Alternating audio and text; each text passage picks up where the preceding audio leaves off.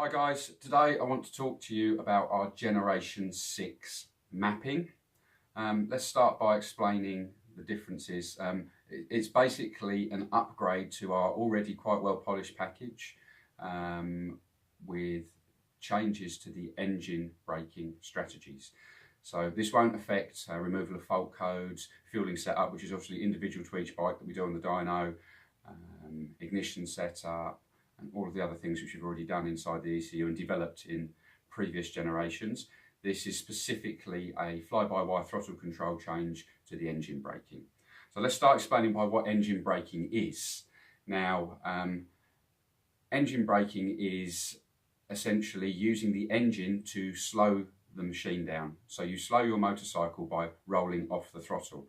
Now we can control how much engine braking you've got by use of the fly-by-wire throttle control. Now in previous generations we found that there was too much engine braking in the standard map, so we removed some engine braking to make the bike more settled and allow it to track all the way into the corner. The engine braking maps which we had in the past have all worked very well. You'll probably find that most of you guys that are listening to this have already got our mapping and are using Power Mode 1. Well, Power Mode 1 is not going to change. We've worked with 2, 3 and 4 to upgrade things as basically part of our continuing development. So engine braking is gearing dependent. Now if you have short gearing, your bike accelerates quickly, and in the same breath it decelerates quickly. So if you change your gearing, it has an effect not only on acceleration but also on deceleration. So this is why it's very necessary to have 4 different power modes set up with 4 different engine braking maps, because individual style means that people will want different gearing. We've had customers take bikes away from here. Obviously we've developed a bell mouth kit to counteract this problem now, but wheeling has been a big issue and some people have got around this problem by upping the gearing. This has slowed the speed of acceleration, slowed the wheeling, but also slowed the deceleration on the way into a corner, which can cause some problems. So our continued development and our evolution has got us to this point now. So we went away last year, well actually earlier this year, sorry, with Simon Crafer to Catalunia, where we did 2 days of on-track instruction with him, working with his style of riding. Now he uses engine braking in a different way, something I've not tried before in my riding. He enters the corner with an incredibly high corner speed and then uses solely the engine braking to pull it back to the apex. What we started to find was that when I entered the corner at the speeds that Simon was pushing me to do, I couldn't get the bike to pull back to the second apex in exactly the same way we wanted to. So what naturally happens is you enter the corner in a slower speed.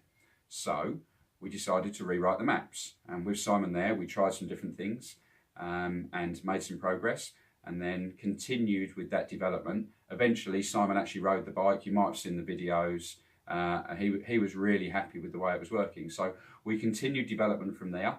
We went off to Oschersleben and we went riding there, and then also at Jerez. You've probably seen my final videos there where we polished the maps to the final level. So what we've ended up with is 4 engine braking strategies programmed into the 4 power modes. So Power Mode 1 is exactly the same as it's always been, and 95, maybe even 98% of our customers only use Power Mode 1. They haven't needed any of the other maps. There's a couple of exceptions. Joe Burns, I think, he used Power Mode 2, but majority of people are already using Power Mode 1. Power Mode 2 now has maximum engine braking from slightly higher up the rev range. Power Mode 3 has maximum engine braking from even higher, and Power Mode 4 has maximum engine braking from higher up again. So we've ended up with a low engine braking map at high RPM, which means the bike is very stable when you're braking and using your downshift blipper going through the gears, and then an engine braking map that allows you to flick off the brake, turn into the corner at a very high speed and allow the engine braking to pull you back to the second apex.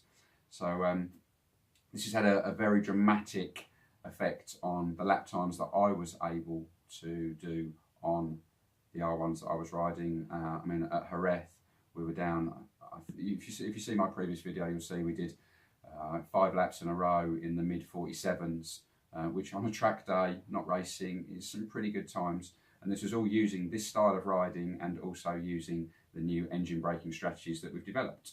So this is available as an upgrade. So basically we can move on your mapping if you're already one of our customers, and if you're a new customer, this is now integrated into our base maps. So we'll still do the same fueling setup on the dyno, which is individual to each bike, ignition setup, and obviously setup dependent if you have, say, our bell mouth kit or our exhaust system. So the standard customization doesn't change, but the new engine braking strategies are all available.